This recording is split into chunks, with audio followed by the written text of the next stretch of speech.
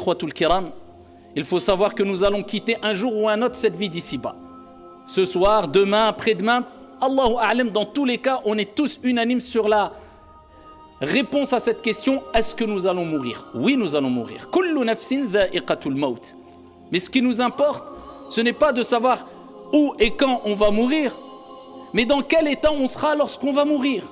Et qu'est-ce qu'on a préparé pour notre mort? C'est le plus important. Amma, où tu vas mourir, quand tu vas mourir, ici n'est pas la question la plus importante à se poser. Mais le plus important, c'est comment vas-tu mourir, dans quel état? Et qu'est-ce que tu as préparé pour la mort? On va quitter cette vie d'ici-bas, cette demeure d'examen. Et on va rendre notre copie.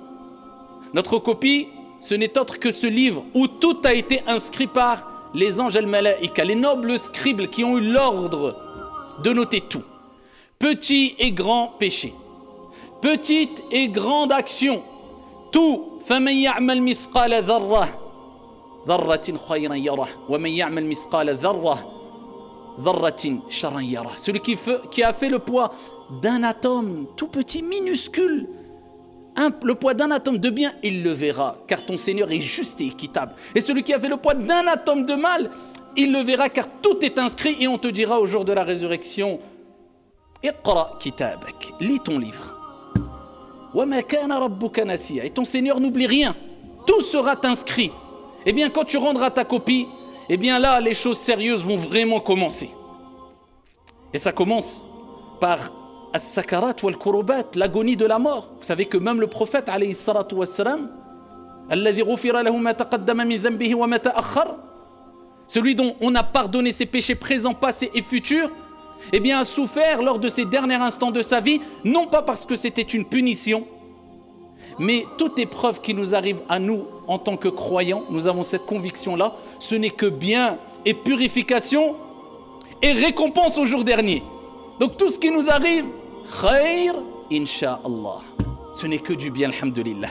C'est pour cela que le bien-aimé, celui qui était le plus aimé parmi les êtres humains, auprès d'Allah subhanahu wa ta'ala, Dieu l'a éprouvé. Non pas parce qu'il ne l'aime pas, mais au contraire parce qu'il l'aime. Donc quand Dieu t'éprouve, c'est parce que Dieu t'aime. Et parce qu'il aime te voir patienter. Et patienter, c'est une preuve d'amour vis-à-vis de ton Seigneur tabaraka wa ta'ala. Et quand tu prouves ton amour à Allah, eh bien Allah azza wa jal te donne ce cadeau qui est le meilleur et le plus beau des cadeaux. Son amour subhanahu wa ta'ala. Allah t'aimera insha'Allah tabaraka wa ta'ala. Le prophète alayhi salatu wassalam trempait sa main dans de l'eau, essuyait son visage et disait La ilaha illallah, inna lil mawti la sakarat. Il n'y a de divinité digne d'être adorée qu'Allah subhanahu wa ta'ala. Certes, la mort a son agonie et il a souffert. Pour l'élever en degré dans les plus hautes sphères au paradis alayhi salatu wassalam. Donc, quelque part, souffrir, être malade avant la mort, c'est un bon signe.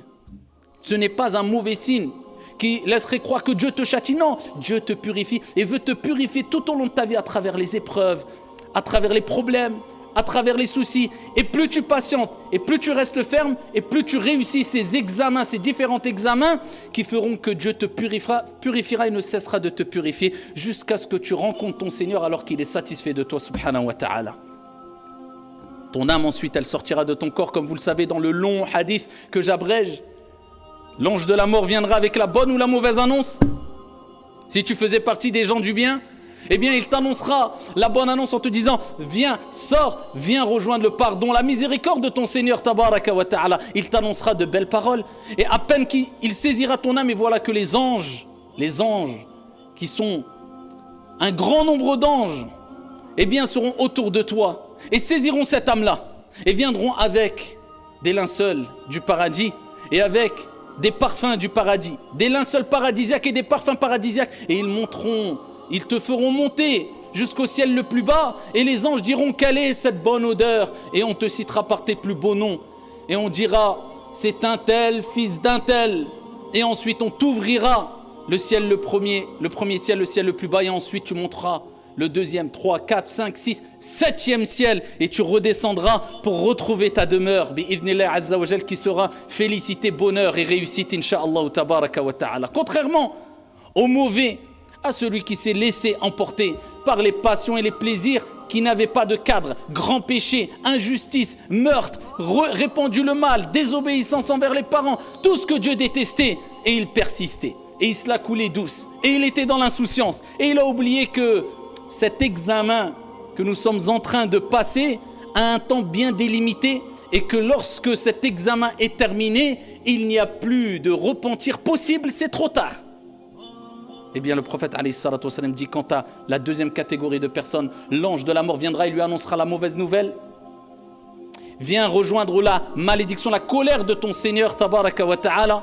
Et voilà que les anges qui sont autour le saisiront avec un visage noir et terrifiant, avec des vêtements durs, rudes, nauséabonds qui sentent mauvais, et le mettront dedans et monteront avec eux le ciel le plus bas. Et quand on sentira la mauvaise odeur, les anges sentiront la mauvaise odeur, diront quelle est cette odeur répugnante, et ils le citeront par les plus beaux, les plus mauvais des noms à travers lesquels on le citait dans la vie d'ici-bas. Ils diront c'est un tel, fils d'un tel, et ils refuseront de lui ouvrir la porte, les portes du premier ciel, et ensuite il sera lancé dans sa tombe. Et là il rejoindra sa demeure. Ce n'est pas sa villa climatisée, ce n'est pas son appartement, ce n'est pas sa maison, ce qui n'est pas illicite en soi, bien sûr, ici-bas. Mais ce n'est pas ça. Ce n'est pas une maison bien tapissée, bien décorée, plein de meubles, écran plat. Non, c'est la même demeure qu'on aura toutes et tous ici au début, on va dire. C'est-à-dire Al-Qabr, 4 blocs de terre. Et tu repartiras comme tu es né, nu. Et ton vêtement ne sera ni un jogging, ni un costume, ni je ne sais quoi. Non, Dieu te rappelle ces signes. Il te rappelle à travers le fait que tu repartiras avec un linceul, même si tu étais milliardaire, la parole qui est « Inna lillahi wa inna ilayhi raji'un ». Nous appartenons à Allah, bon gré, mal gré. Fatigue-toi, te fatigue pas. Tu le veux pas. On retournera tous vers notre Seigneur tabaraka wa ta'ala. Et là, quand tu seras dans ta demeure, tu seras seul ou pas? Non, tu ne seras pas seul. Il y a 3 choses qui t'accompagneront jusque ta tombe. Le prophète alayhi salatu wassalam a dit, tes biens, ton argent, tu as couru après l'argent, ici quelquefois de manière aveugle, je ne dis pas de manière licite, non, de manière aveugle, quitte à dépasser toutes les limites, à transgresser, à acquérir ses biens de manière illicite, tu as couru. Allah Jalla wa Ala dit dans le Coran, alhaakumut takathur, hatta zurtumul maqabir.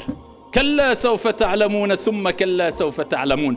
La course aux richesses vous a tous distraits, jusqu'à ce que vous visitiez les tombes. Ah, il n'a pas dit jusqu'à ce que vous viviez dans les tombes, vous visitiez, car c'est que un passage, la tombe. Eh bien, tu rejoindras cette demeure et tu seras un temps limité dans cette demeure. Et cette demeure sera soit un jardin parmi les jardins du paradis, soit un trou profond parmi les trous profonds de l'enfer. Le prophète dit, il y a 3 choses qui te suivront, tes biens, ta famille et tes bonnes actions. Ou mauvaises actions, tes actions. Il dit, 2 retourneront. Tes biens, même la porte de chez toi, tu ne la prendras pas avec toi. Même la clé de chez toi, tu ne pourras pas la prendre avec toi. J'ai acheté une maison quelquefois de manière illicite en passant par riba et tout, en étant très fier. On peut être fier si on l'a fait de manière licite et que cette vie d'ici-bas, ce matériel, même si tu as une villa avec piscine, si tu as ce que tu peux avoir ce que tu veux, personne ne peut rendre illicite ce que Dieu a rendu licite, mais à partir du moment où ça ne te détourne pas du rappel de ton Seigneur. Ça ne te pousse pas à l'orgueil. Ça ne te pousse pas au péché. À partir de ce moment-là, il n'y a aucun problème. Mais des gens qui sont prêts à transgresser tout pour avoir des grandes demeures, ils pensent que c'est l'objectif suprême. Pensez-vous qu'ils ont pu prendre avec eux ne serait-ce que la clé de chez eux? Les biens repartent, le prophète a dit.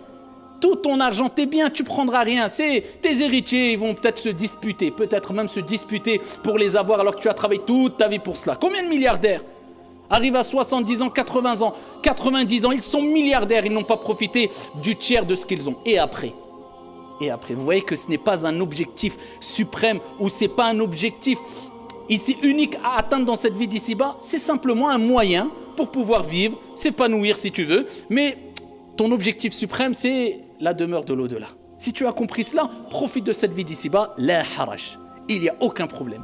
Vis, amuse-toi, profite. Si tu as compris la règle que j'ai précitée ou que j'ai citée précédemment, c'est bon, il n'y a pas de problème. Eh bien, les biens repartiront. La famille repartiront. Tes amis, tes frères, ton épouse, ton époux, ton père, ta mère, les avocats, les juges, personne ne pourra t'aider. Tout seul avec tes actions. Tes actions? Bien sûr, tes actions. Quand tu seras dans ta tombe, le prophète alayhi salatu wassalam a dit, les gens de bien verront une personne, un homme au beau visage resplendissant. Et ils diront, mais qui es-tu? Tu n'inspires que le bien. Mais dis-moi qui es-tu? Et il dira, je suis tes bonnes actions, je suis ton hajj, je suis ta prière à l'heure, je suis ta prière de l'fajr à l'heure, je suis tes aumônes, je suis ton bon comportement, je suis ta modestie, je suis tes qualités que tu avais ici-bas, je suis ta piété. Eh bien, Allah subhanahu wa ta'ala va représenter tes bonnes actions à travers un homme qui va t'annoncer la bonne nouvelle. Allah.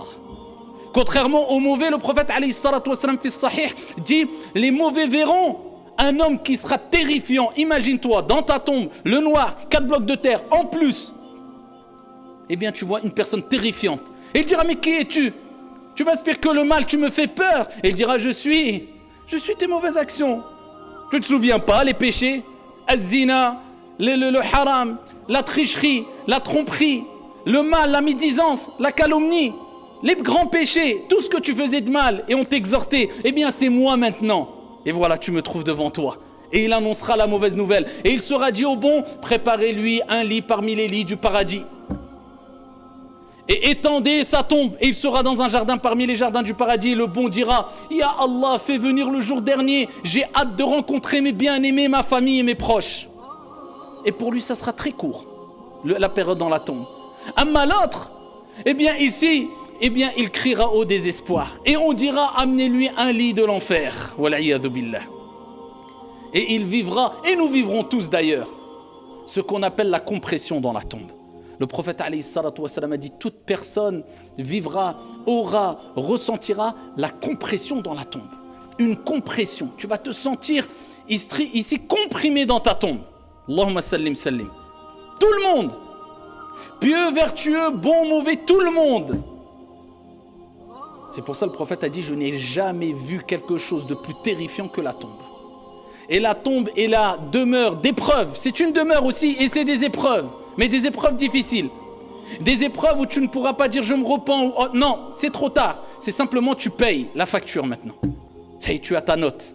Et tu prends et tu ressens les conséquences de ta note. La note de ton examen. Est-ce qu'elle est bonne ou pas? Est-ce que tu t'es contenté de la moyenne ou pas? Est-ce que tu t'es contenté d'exceller ou pas? Est-ce que tu t'es contenté d'être le plus mauvais ou pas? Il a akhiré.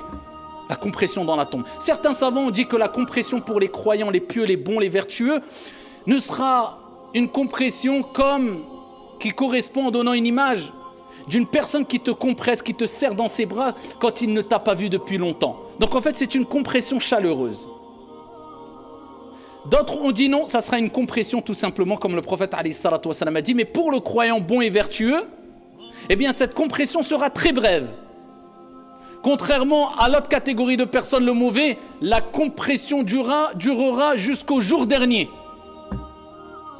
Allah subhanahu wa ta'ala ne dit-il pas dans le Coran, Hatta idha ja'a ahadahumul maut, qala rabbi irji'un, la'alli a'malu salihan fima tarakt, kalla innaha kalimah, huwa qailuha, wa min wara'ihim barzakhun, ila yawmi yub'athun.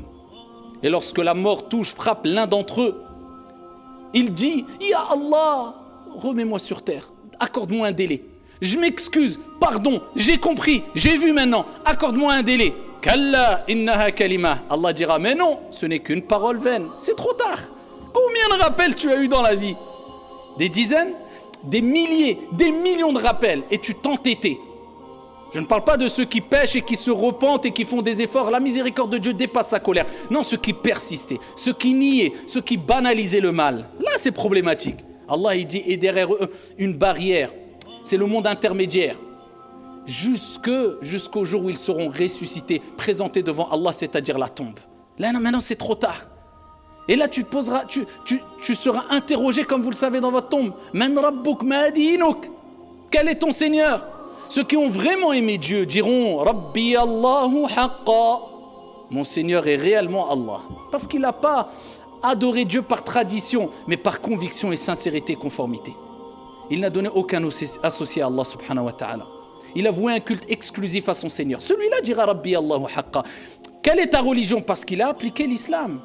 Il dira ma religion c'est l'islam. Il a vécu avec l'islam. Ce n'était pas des paillettes, ce n'était pas une mode, mais c'était vraiment des convictions. Et il montrait à travers son bon comportement son appartenance à l'islam. Il n'y avait pas de grande contradiction. Que dis-tu de cet homme qui a été envoyé, Mohammed? Il dira Mohammed est mon envoyé. Mohammed alayhi salatu wassalam est le dernier des envoyés. Pourquoi? Parce qu'il a suivi la voie du prophète, l'exemple, la méthodologie, le comportement du prophète Mohammed alayhi salatu wassalam. Contrairement à l'autre qui dira, comme le prophète a mentionné dans le hadith, il dira j'ai entendu parler. Vous me direz maintenant, comment être préservé alors du châtiment de la tombe? Eh bien, je vous citerai plusieurs hadiths si on avait le temps, mais permettez-moi de vous citer juste 2 hadiths. Le premier hadith rapporté par Al-Hakim, bisanadin Hassan.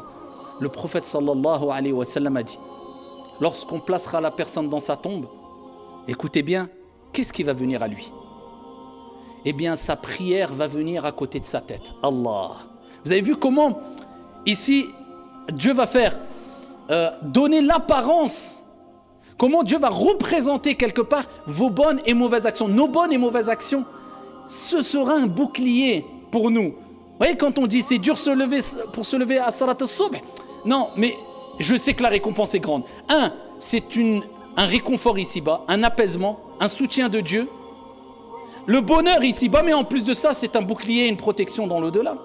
Le prophète, il dit la prière, elle viendra. T'es dans ta tombe, salah, elle vient. Toutes tes prières, Subh, al-Dhuhr, al-Asr, al-Maghrib, al-Isha, al-Nawafil, Salat al-Tarawih, toutes tes prières vont venir comme une armée. Et il se pose à côté de ta tête. Il dit as-siyam, Allah. Il dit le jeûne, an yamini, sur sa droite. Le jeûne, il va se mettre à ta droite. Regardez la couverture. Il reste à la gauche. Il dit le jeûne viendra à la droite. À sa gauche viendra as-sadaqat, les aumônes. Ta zakat obligatoire et les aumônes surérogatoires, l'argent que tu as donné. At'imu at-ta'am, tadkhulul jannata bisalam. Nourrissez les pauvres, vous rentrerez au paradis en paix, comme le prophète alayhi salatu wassalam a dit. Tu avais de l'argent, dès qu'il fallait aider les pauvres, je donne. Al-mal malullah. Je ne compte pas, parce que je sais que l'argent appartient à notre Seigneur. Et le prophète a juré qu'il n'y a aucune aumône qui a diminué quoi que ce soit, la richesse de qui que ce soit. Tu donnes, Allah te donne. Et il te multiplie. Eh bien, tu donnais. Tu étais quelqu'un qui avait la main facile. Tu donnais discrètement, sincèrement. Et pour préparer ton au-delà, pour faire du bien aux gens, aux démunis, aux pauvres et autres, eh bien, l'aumône viendra à gauche, elle te protégera. Il reste tes pieds en bas. Le prophète alayhi salatu wassalam a dit, ces actes de piété et de bienfaisance viendront au niveau de ses pieds. Et à chaque fois qu'un mal voudra l'approcher dans sa tombe, eh bien, une de ces armées, si on veut quelque part, eh bien, viendra et dira, pousse-toi, tu ne peux pas passer, pas de passage pour toi. Et tu seras préservé par ta piété. Et c'est quoi la piété? Le fait de délaisser les grands péchés et d'adorer Allah subhanahu wa ta'ala. Dans le juste milieu, sans exagération, sans excès bien sûr. Eh bien, cela va te protéger.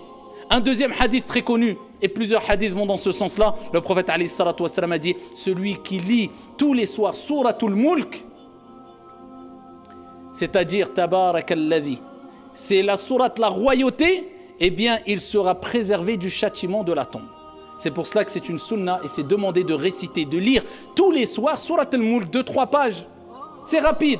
Si tu peux les lire tous les soirs et essayer de la méditer, de la comprendre et d'appliquer ce qu'il y a dans cette sourate. Et tous les jours tu lis Surat al-Mulk, ça sera une cause de ta préservation, insha'Allah wa tabaraka wa ta'ala, dans ta tombe contre n'importe quel mal qui peut te toucher. Donc nous comprenons bien, ayyuhal ikhwatul kiram, que ce qui nous attend, ce n'est même pas dans l'au-delà. Je ne suis même pas arrivé au jour du jugement. Je n'ai même pas parlé de Israfil qui va souffler à 2 ou 3 reprises dans la corne et ce moment où les gens vont ressusciter et le soleil sera à côté des têtes et que la sueur va représenter nos mauvaises actions. Certains vont être noyés dans leur sueur. Je ne parle pas de ce qui va durer 50 000 ans. Je parle juste de ce qui va nous arriver dans quelques semaines, quelques mois, quelques années dans notre tombe. Et ça, c'est juste un petit résumé pour vous dire, ayyuhal akhiyar, que cette vie d'ici-bas, c'est une vie où on se prépare pour le delà. Et quand tu profites de cette vie d'ici-bas, aucun mal. Mais il ne faut pas que ces bienfaits, ces délices de cette vie d'ici-bas rentrent dans ton cœur à tel point que tu te détournes d'Allah subhanahu wa ta'ala ou que tu es noyé par les biens d'ici-bas. Plus de prière à l'heure, tu tombes facilement dans les grands péchés, tu fais du mal aux gens. Pourquoi? Ton seul objectif, c'est cette vie d'ici-bas. Tu es assoiffé, tu es affamé et tu ne seras jamais rassasié. Amma, si tu as compris ce juste milieu-là, et tu as compris l'objectif suprême, quel est-il?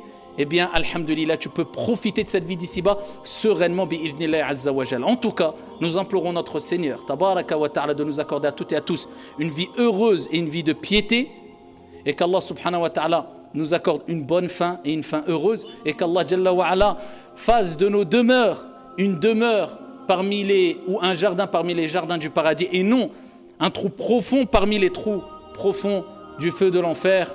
Amin ya Rabbal Alamin. هذا وصلوا وسلموا رحمكم الله على نبي المختار كما